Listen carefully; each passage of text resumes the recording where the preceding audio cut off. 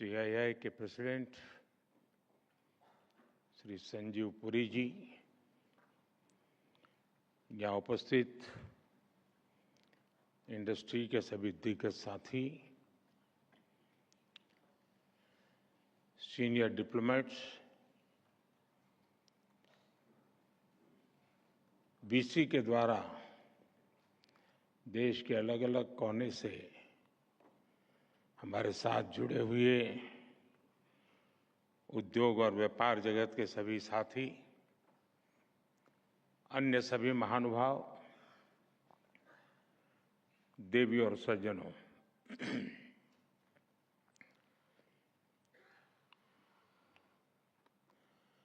अगर युवाओं की सभा होती तो मैं शुरू करता, हाउ इज द जोश।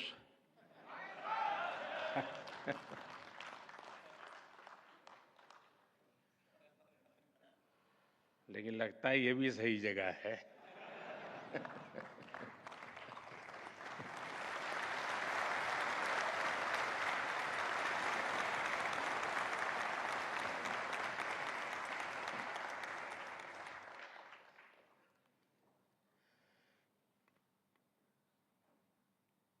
और जब मेरे देश में इस प्रकार से जीवन के हर क्षेत्र में स्थिरता प्राप्त किए हुए व्यक्ति जोश से भरे हुए हो, तो मेरा देश कभी पीछे नहीं हट सकता।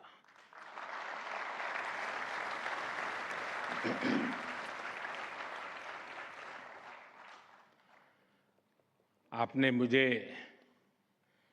इस कार्यक्रम में निमंत्रित किया।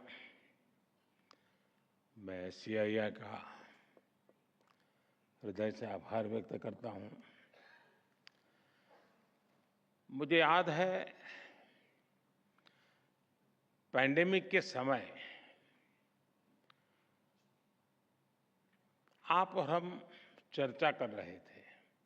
आप में से भी बहुत लोगों को याद होगा। और चर्चा के केंद्र में विषय रहता था गेटिंग ग्रोथ बैक। उसी के इर्द गिर्द हमारी चर्चा रहती थी। और तब मैंने आपसे कहा था कि भारत बहुत ही जल्द विकास के पथ पर दौड़ेगा। और आज भारत किस ऊंचाई पर है। आज भारत 8% की रफ्तार से ग्रो कर रहा है।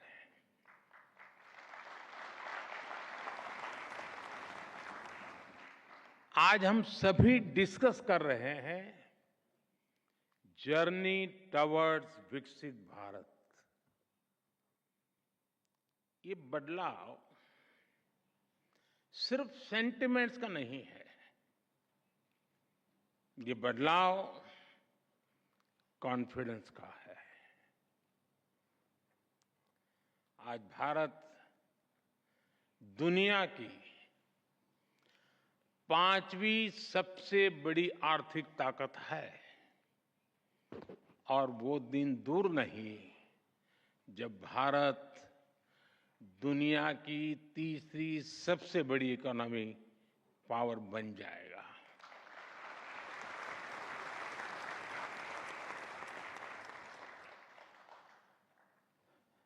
मैं जिस बिरादरी से आता हूं, उस बिरादरी की एक पहचान बन गई है कि चुनाव के पहले जो बातें करते हैं, चुनाव के बाद भुला देते हैं। लेकिन मैं उस बिरादरी में अपवाद हूं। और इसलिए मैं आपको याद कराता हूं कि मैंने कहा था कि मेरे तीसरे टर्म में देश तीसरे नंबर की इकोनॉमी बनेगा।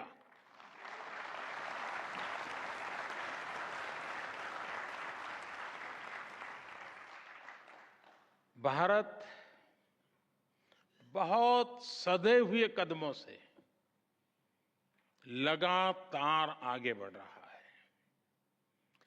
साथियों, जब 2014 में आप सब ने हमें देश की सेवा करने का अवसर दिया। 14 में जब हमारी सरकार बनी तो सबसे बड़ा प्रश्न यही था कि इकोनॉमी को वापस पटरी पर कैसे लाएं। 2014 के पहले की फ्रेजाइल 5 वाली स्थिति और लाखों करोड़ के घोटालों के बारे में यहां हर किसी को पता है। हमारी इकोनॉमी की क्या स्थिति थी, इसकी बारीकियां सरकार ने व्हाइट पेपर जारी करके देश के सामने रखी है। मैं उसके विस्तार में नहीं जाऊंगा, लेकिन मैं आपसे अपेक्षा करता हूं कि आप जैसे लोग, आप जैसे संगठन उस पर जरूर अध्ययन करें, आपके यहां डिबेट करें कि हम कहां खड़े थे और कैसी बीमारियों के शिकार हो गए थे। भारत और भारत की इंडस्ट्री को उस महासंकट से निकालकर हम इस ऊंचाई पर लाए हैं। अभी कुछ दिन पहले ही बजट आया है और मैं देख रहा था, एक अच्छा डॉक्यूमेंट आपका बना है, मैं अभी देख रहा था, मैं जरूर अध्ययन करूंगा उसका। और जब बजट अभी आया है, आप भी बजट की चर्चाओं में अभी भी व्यस्त हैं, तब बजट से जुड़े ही कुछ फैक्ट्स मैं आज आपके सामने रखना चाहूंगा। फ्रेंड, 2013-14 में जब पिछली सरकार का आखिरी बजट आया था, डॉक्टर मनमोहन सिंह जी के सरकार का लास्ट बजट, वो 16 लाख करोड़ रुपए का था, 16 लाख करोड़। आज हमारी सरकार में ये बजट 3 गुना बढ़कर 48 लाख करोड़ रुपया पहुंच गया है।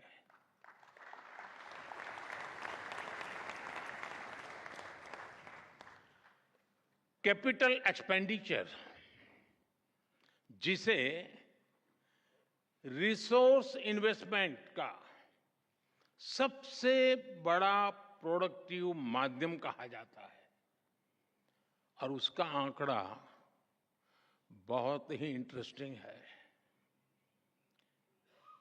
2004 जब अटल जी की सरकार गई, 2004 में यूपीए सरकार की शुरुआत हुई और यूपीए सरकार के पहले बजट में कैपिटल एक्सपेंडिचर करीब 90,000 करोड़ रुपए था, 90,000 करोड़ रुपीस।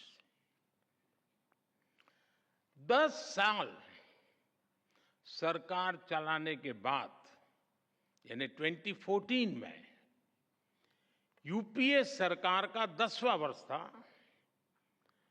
अपने कैपिटल एक्सपेंडिचर का बजट 2 लाख करोड़ रुपए, 2 लाख करोड़ रुपए तक पहुंचा पाई थी, यानी 90,000 से 2 लाख करोड़। और आज कैपेक्स 11 लाख करोड़ रुपए से भी ज्यादा है।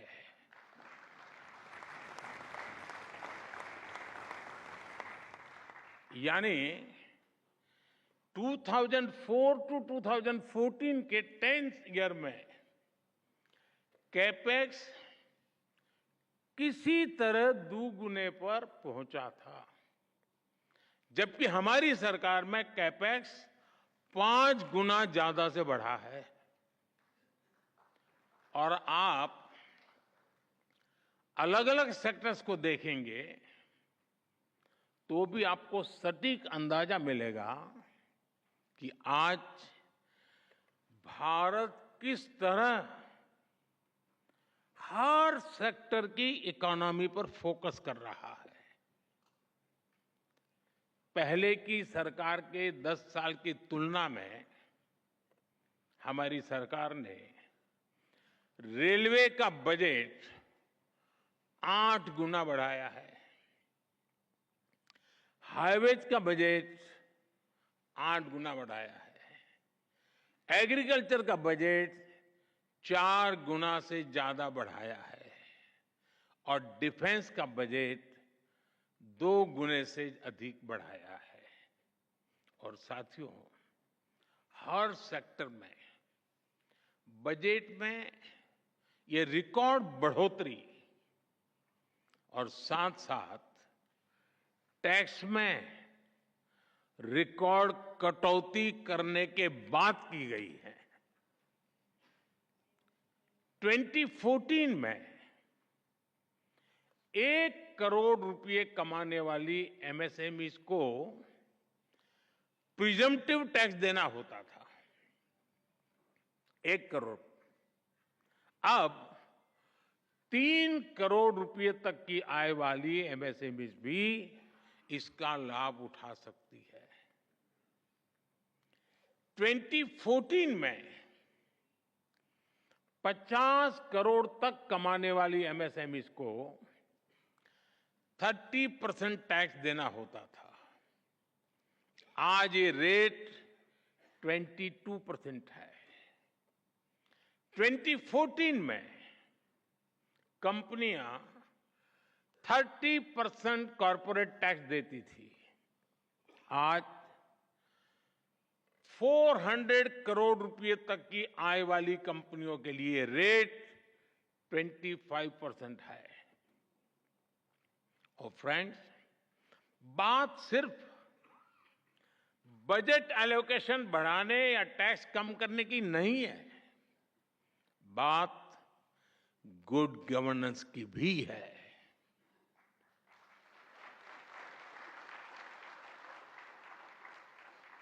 मैं आपको एक उदाहरण देता हूं।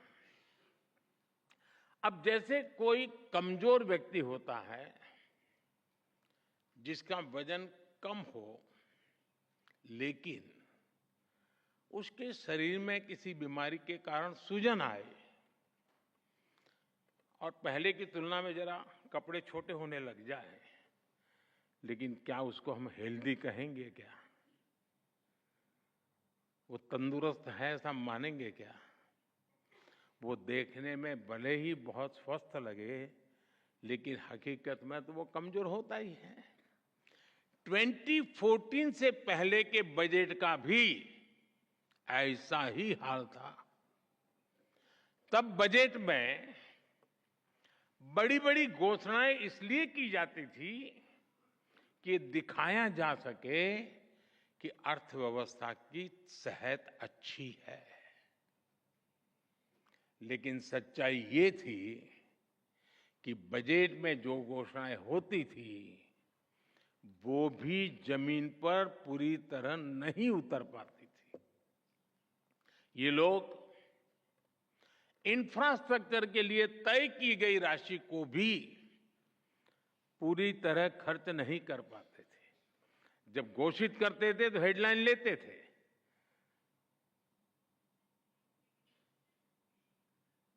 शेयर मार्केट में भी शायद थोड़ी दिखाई देता होगा।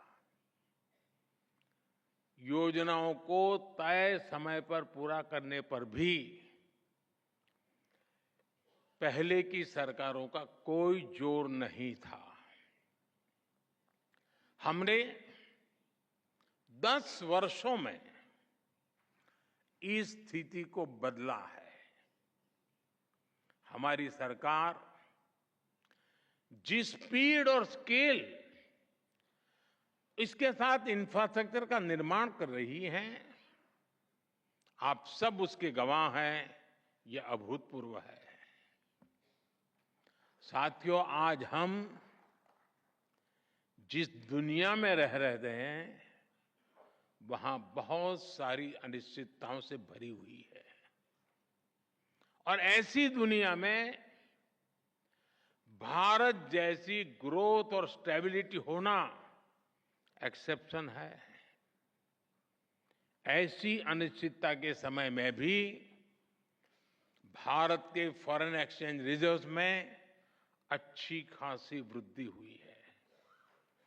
आज जब सारे देश लो ग्रोथ या हाई इन्फ्लेशन से जूझ रहे हैं, उन परिस्थितियों में भारत हाई ग्रोथ और लो इन्फ्लेशन वाला इकलौता देश है।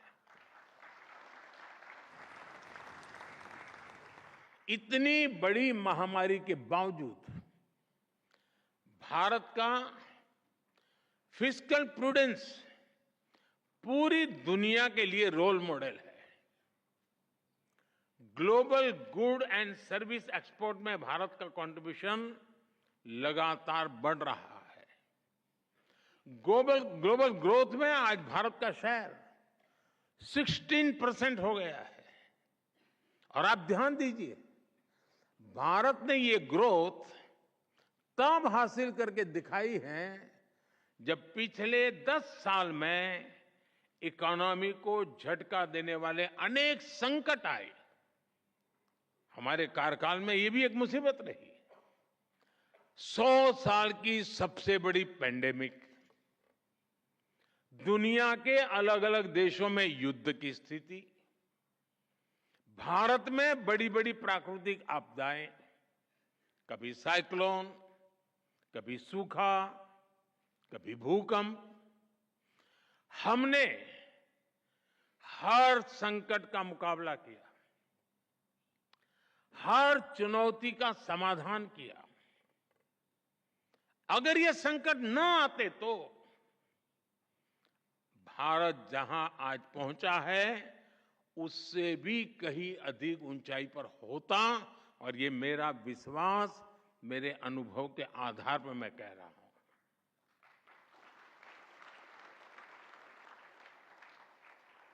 साथियों, आज देश विकसित भारत के संकल्प को लेकर चल रहा है। बीते 10 वर्षों में 25 करोड़ लोग गरीबी से बाहर निकले हैं। हम देश के नागरिकों की ईज ऑफ लिविंग पर फोकस कर रहे हैं। हम देश के नागरिकों की क्वालिटी ऑफ लाइफ पर फोकस कर रहे हैं। साथियों, इंडस्ट्री 4.0 को ध्यान में रखते हुए हमारा बहुत अधिक फोकस स्किल डेवलपमेंट और एम्प्लॉयमेंट पर हमने केंद्रित किया है।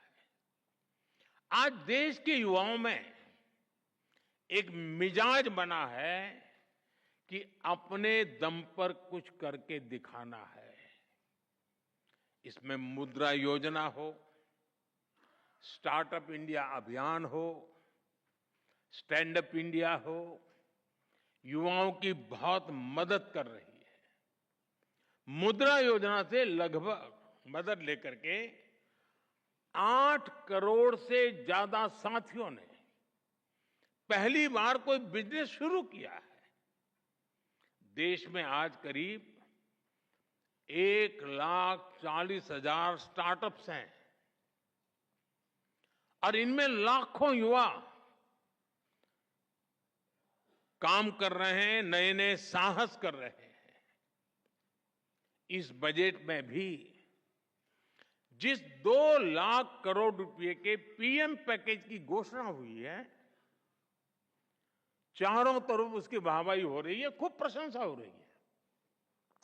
इसका सीधा लाभ 4 करोड़ से अधिक युवाओं को मिलने का। ये पीएम पैकेज होलिस्टिक और कॉम्प्रिहेंसिव है। ये टुकड़ों में नहीं है, ये इंटरलिंक है, एंड टू एंड एक सॉल्यूशन है। इसका विजन स्पष्ट है। भारत की मैन पावर ग्लोबली कॉम्पिटिटिव हो, भारत का प्रोडक्ट ग्लोबली कॉम्पिटिटिव हो, और सिर्फ क्वालिटी नहीं बल्कि वैल्यू की दृष्टि से भी वो कॉम्पिटिटिव हो। हमारे युवाओं की स्किल बढ़े, उनका एक्सपोजर बढ़े, उन्हें आसानी से रोजगार मिले, इसके लिए हम इंटर्नशिप स्कीम लेकर आए हैं। एम्प्लॉयमेंट जनरेशन करने वाले आप जैसे जो लोग हैं, उनको लार्ज स्केल पर इंसेंटिव मिले, इसका भी हमने ध्यान रखा है। इसलिए ही सरकार ने ईपीएफओ कंट्रीब्यूशन में इंसेंटिव की घोषणा की है। साथियों, हमारी सरकार का इंटेंट और कमिटमेंट एकदम साफ है। हमारे डायरेक्शन में कोई डायवर्जन नहीं है। चाहे नेशन फर्स्ट ये हमारा कमिटमेंट हो, चाहे $5 ट्रिलियन इकोनॉमी का संकल्प हो, चाहे सैचुरेशन अप्रोच को हम अचीव करने का इरादा लेके चले हो, चाहे जीरो इफेक्ट जीरो डिफेक्ट की बात हो, चाहे आत्मनिर्भर भारत का हमारा दृढ़ संकल्प हो, चाहे विकसित भारत के विराट संकल्प के लिए हमारी लंबी दौड़ हो, हम इसके लिए पूरे फोकस के साथ काम कर रहे हैं। हम योजनाओं को निरंतर विस्तार देते हैं, उनकी प्रोग्रेस की समीक्षा करते हैं। आप सरकार की अप्रोच, विकास के प्रति हमारे कमिटमेंट को भली भांति जानते हैं। हम हर बार नए माइलस्टोन्स गढ़ रहे हैं। इसलिए इंडस्ट्री से भी मेरी यही अपेक्षा है कि वो सरकार के साथ कंधे से कंधा मिलाकर विकसित भारत के सपनों को साकार करने के लिए सरकार के साथ स्पर्धा करे, सरकार को भी पीछे रख देकर जीत हासिल करे, ये मेरी आपसे अपेक्षा है।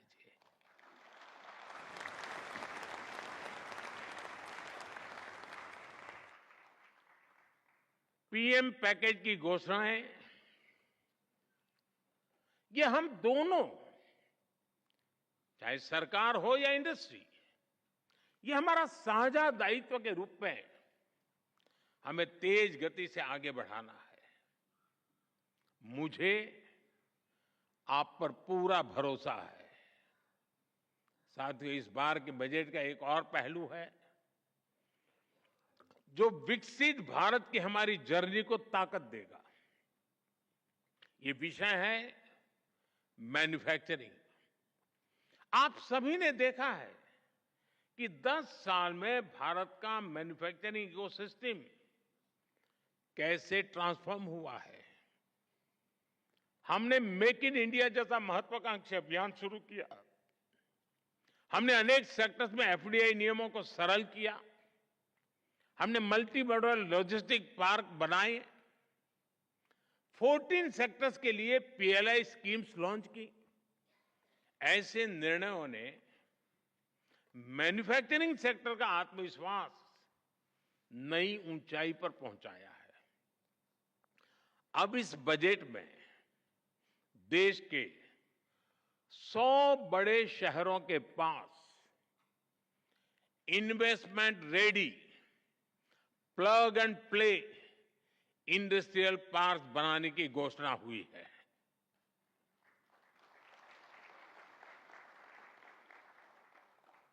ये 100 शहर विकसित भारत के नए ग्रोथ हब बनेंगे। सरकार मौजूदा इंडस्ट्रियल कॉरिडोर्स का भी आधुनिकीकरण करेगी। हमारा बहुत बड़ा फोकस एमएसएमई पर भी है। इससे करोड़ों लोगों को रोजगार मिलता है। सरकार ने एमएसएमई को सुविधाएं देने के साथ ही उनकी चुनौतियों को एड्रेस किया है। एमएसएमईज को जरूरी वर्किंग कैपिटल और क्रेडिट मिले, उनके कंप्लायंस बर्डन और टैक्सेस कम हो, उनकी मार्केट एक्सेस और संभावनाएं बेहतर हो, एमएसएमईज का फॉर्मलाइजेशन हो। इसके लिए 2014 से ही हमने लगातार काम किया है। इस बजट में भी एमएसएमई के लिए नई क्रेडिट गारंटी स्कीम लॉन्च की गई है। साथियों, जब बजट आता है तो उसके बाद अक्सर चर्चा कुछ प्रमुख बातों के इर्द गिर्द ही सिमट जाती है और ज्यादातर तत्कालीन चर्चा मीडिया ड्रिवन होती है और वो भी एजेंडा के तहत ड्रिवन होती है।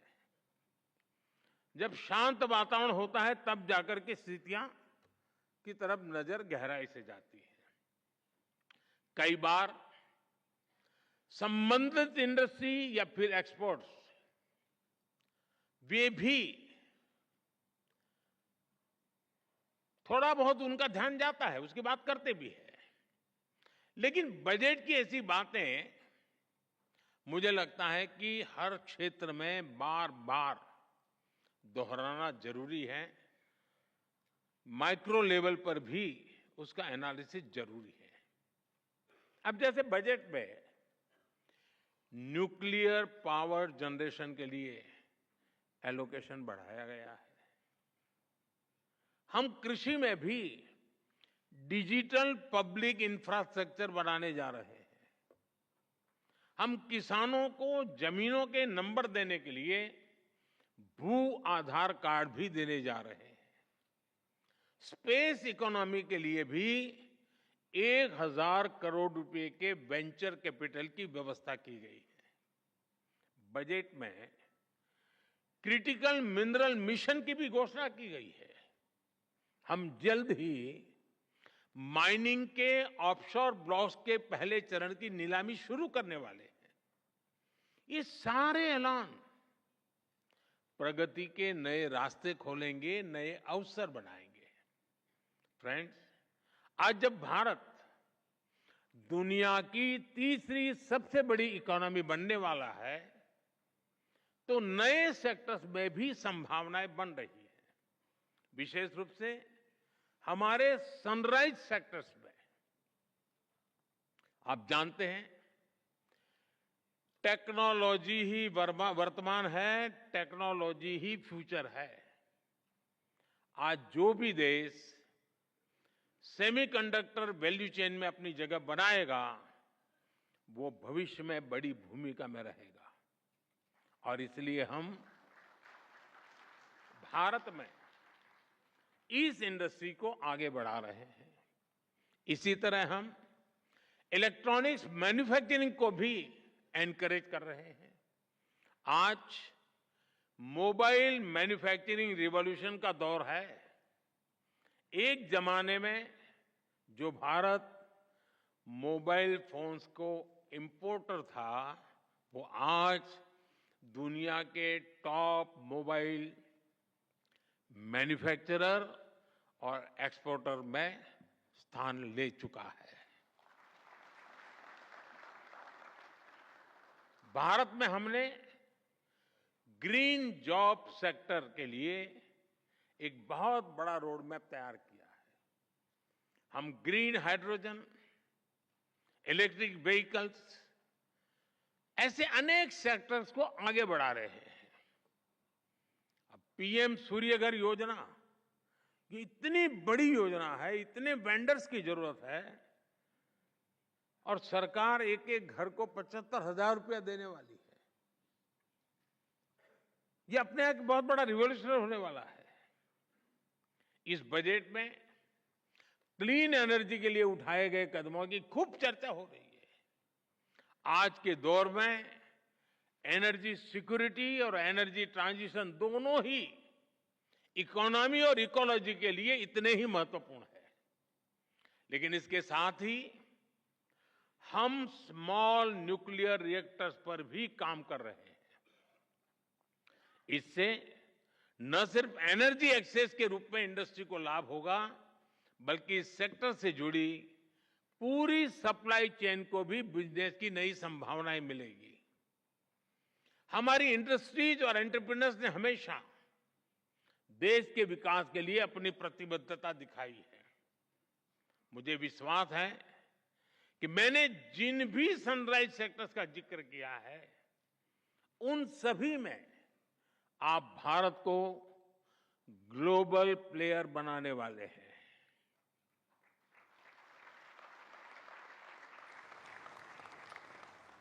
और ये मेरे लिए ग्लोबल प्लेयर शब्द भर नहीं है जी, मैं साफ मानता हूं मेरा देश ग्लोबल प्लेयर बनेगा।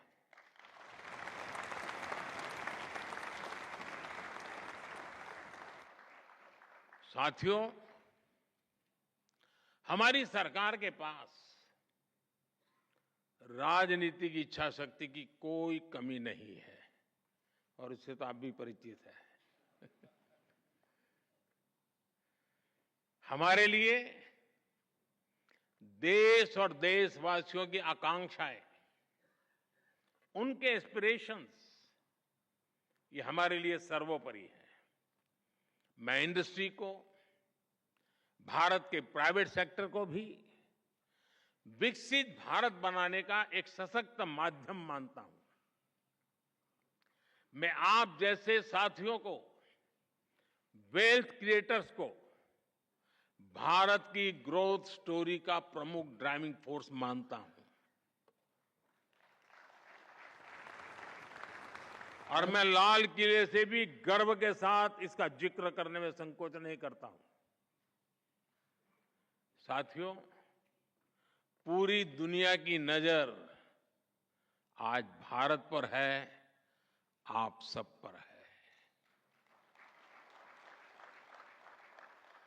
आज भारत की नीति, भारत की निष्ठा, भारत का निश्चय, भारत के निर्णय और भारत में हो रहा निवेश पूरे विश्व की प्रगति का आधार बन रहा है।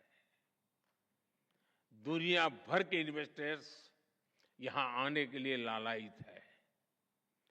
वर्ल्ड लीडर्स भारत को लेकर पॉजिटिविटी से भरे हुए हैं।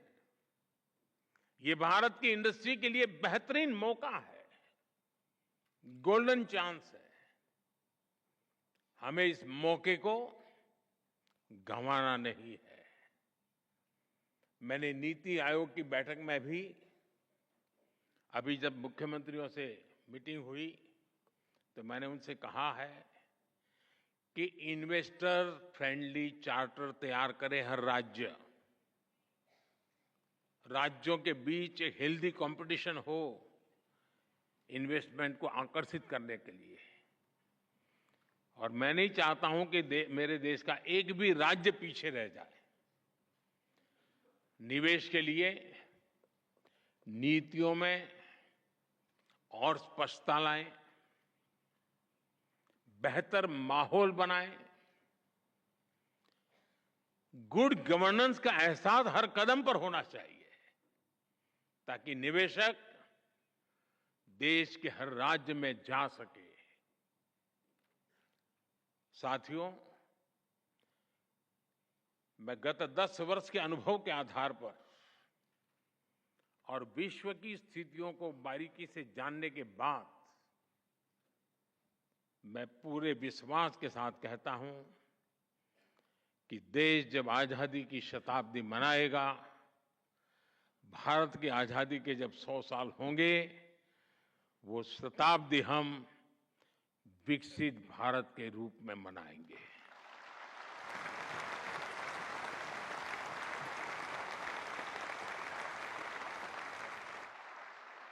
हम गरीब देश के रूप में आजाद हुए थे, हम लूट चुके थे।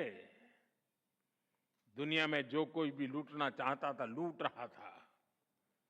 आखिरी मोमेंट तक लूटे गए थे। और फिर हमने हमारी यात्रा शुरू की थी।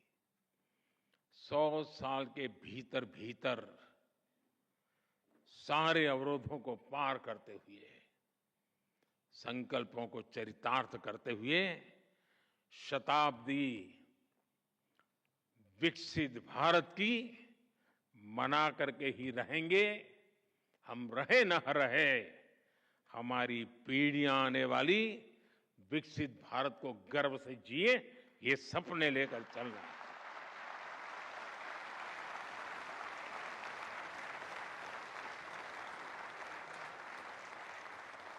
आइए हम सब मिलकर आगे बढ़े, अपने भारत को विकसित बनाएं और इस संकल्प को सिद्धि पर ले जाने के लिए जीवन का अपने पास ईश्वर ने जो भी दिया है उसका उत्तम से उत्तम हम समाज को, देश को फिर से अर्पित करें। इसी एक भावना के साथ आप सभी को बहुत बहुत शुभकामनाएं, बहुत बहुत धन्यवाद।